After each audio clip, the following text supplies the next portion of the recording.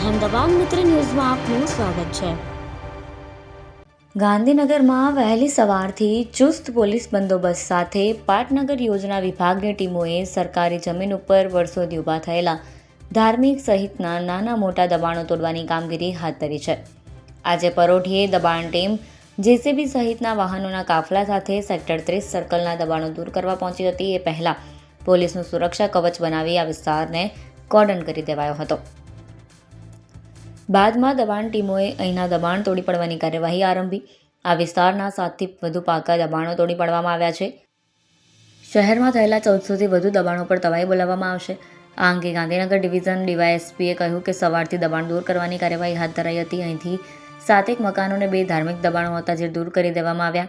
દિવસ દરમિયાન અન્ય સ્થળોએ દબાણ દૂર કરવામાં આવશે ત્યારે પણ પોલીસ તૈનાત રહેશે।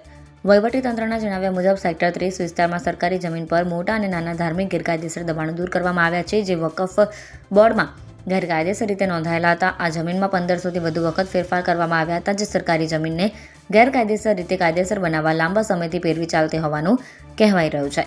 આ તમામ હકીકતોની સંપૂર્ણ તપાસ કર્યા પછી વહીવટીતંત્રએ કાનૂની પ્રક્રિયાને અનુસરીને આ જમીનને દબાણ मुक्त કરી।